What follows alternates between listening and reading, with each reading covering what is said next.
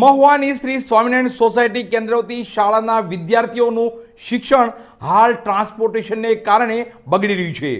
સરકારશ્રી અને તંત્ર દ્વારા ટ્રાન્સપોર્ટેશનની વ્યવસ્થા ન થવાને કારણે વિદ્યાર્થીઓ શાળાએ સમયસર પહોંચી શકતા નથી યા શાળાએ જતા જ નથી. આથી વાલીઓએ ઉગ્ર વિરોધ નોંધાવી ગઈકાલે એક મિટિંગ યોજી હતી અને જ્યાં સુધી ટ્રાન્સપોર્ટેશનની વ્યવસ્થા ન થાય ત્યાં સુધી બાળકોને સ્કૂલે પણ નહીં મોકલે તેવી પણ ચીમકી ઉચ્ચારી હતી અને એસએમસીના તમામ સભ્યોએ રાજીનામું ધરી દીધું હતું. શ્રી સ્વામિનારાયણ સોસાયટી કેન્દ્રવતી શાળા ખાતે ગત સાંજના પીએમ શ્રી ગુજરાત નિપુણ ગુજરાત FLN અંતર્ગત કાર્યક્રમ યોજાયો હતો.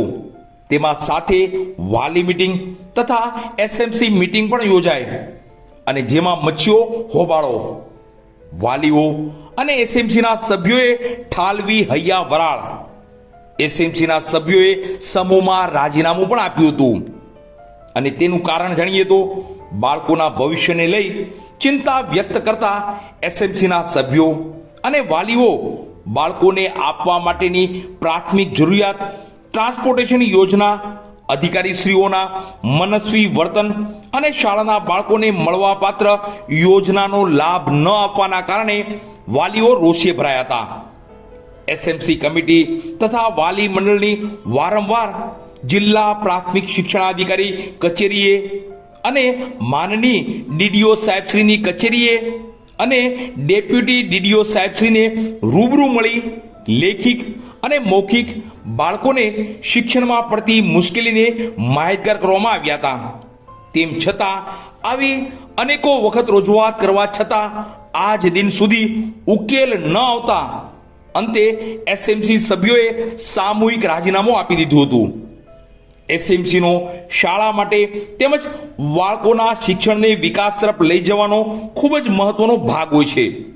હવે જોવાનું એ રહ્યું કે આગામી દિવસોમાં આના પડઘા ક્યાં સુધી પહોંચશે અને આનું શું પરિણામ આવશે તે પણ જોવાનું રહ્યું. સરકારશ્રી બાળકોના શિક્ષણને લઈ શું કરશે, શું પગલાં ભરશે તે પણ જોવાનું રહ્યું. અમારી માંગ એ જ છે કે તમે બસ ગમે સરકારી ગમે એમ કરીને ચાલુ કરાવો. અમારા 4-4 બાળકો ભણતા હોય, મારા પતિ એક જ કામમાં વાળા છે, બાળકોને ફ્રી કેમ અમારા દઈ રાખવું બધી પૈસા 600 રૂપિયા ફી, એક બાળકને 600 રૂપિયા એટલે કેટલી ફી વિચાર કરો. કામમાં વાળો એક હોય એને ખવડાવવું પીવડાવવું કે ભણાવવું કે મોટા કરવા અમારે કેવી રીતે કરવા. સરકાર પાસે એક જ માંગ છે કે તમે ગમે એમ કરીને બસ ચાલુ કરાવો. અમે એ જ કહેવા માંગીએ છીએ કે અહીંયા રેલવે ફાટક છે, દીવાગાડી થઈ ગઈ છે, અમારા બાળકો કેવી રીતે આવી જઈ શકે. આ મને એકાથી રીઝન જીવાડે તો ના એમાં રાખવું પડે છે, મહુવા જાય તો એમાં રાખવું પડે છે. તમારા બસને અમારા છોકરાને અમારે ભણાવવા કે ના ભણાવવા એ અમારે સરકાર પાસે એ જ માંગ છે કે તમે બસ ચાલુ કરાવો. અમારી એક જ માંગ છે ખાલી. મારું નામ કૈલાસ પંચાયત. અમે ધંધે સાવ કે છોકરાને મેકવા લેવા દેવા આવવા, આદમીને ધંધો પાડવો કે અમારે આવવું સાવ તો અમે ભણતર બંધ કરાવી કે અમારે ધંધો કરવો તો આ મંજૂરી આપો તો અમારા માટે સારા માટે બરોબર છે ને. અમારે કેવું એ છે માતાજી કે તમે મંજૂરી આપી.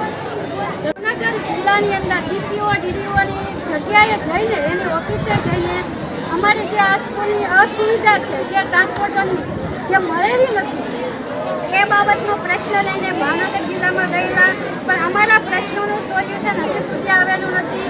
અમારા સ્કૂલની જે પણ આ ટ્રાન્સપોર્ટેશનની સુવિધા છે એ અહીંયા બીઆરસી ભવન જે આપણું આવેલું છે મહુવા તાલુકાની અંદર, એની અંદર હજી કાંઈ પણ એની અંદર પ્રશ્નોના નિરાકરણ આવેલા નથી.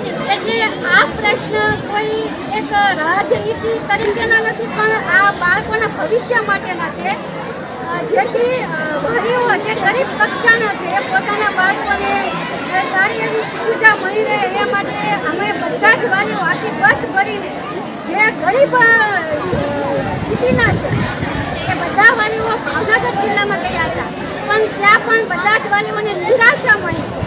અને આજે આ મીડિયા દ્વારા હું એ બતાવવા માગું છું કે અમારી આ નિરાશા છે એ વહેલી તકે આશામાં ફેરાય અને બધા જ ગરીબ વર્ગના વાલીઓને પોતાનું જે કંઈ પણ છે એ પાછું મળી જાય અને આ સુવિધા અમને પાછી મળે એવી અમે આશા રાખીએ છીએ. અને આજે અમે બધા જ એસએમસી કમિટી જે છે રાજીનામું આપીએ છીએ, કારણ કે સરકારને આ એસએમસી કમિટીની જરૂર છે જ નહીં. જો હોત તો એસએમસીએ કરેલા બધા જ પ્રશ્નોનું નિરાકરણ એ સારી રીતે પણ હાલ શ્રી સ્વામિનારાયણ સોસાયટી કેન્દ્રવતી શાળા ખાતે શિક્ષણ મેળવવા જતા બાળકો ટ્રાન્સપોર્ટેશનને હિસાબે સમયસર શાળાએ પહોંચી શકતા નથી. યા બાળકો શાળાએ જતા જ નથી.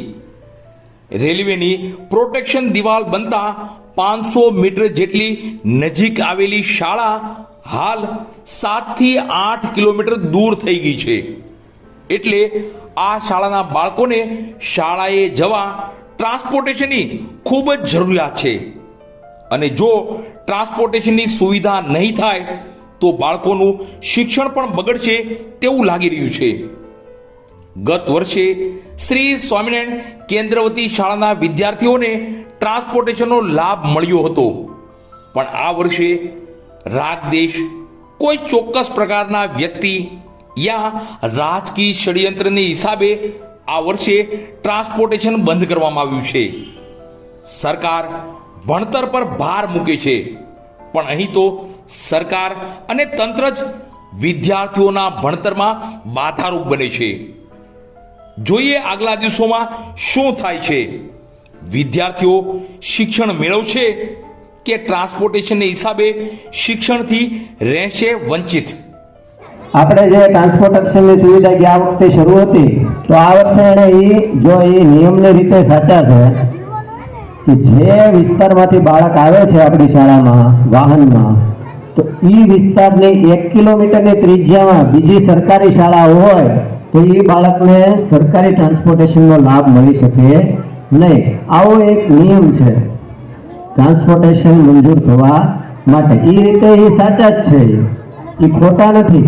પણ આપણે મૂળ મુશ્કેલી શું છે, આ રેલવેની દિવાલ બની એના લીધે હાલીને હોવાતું હતું.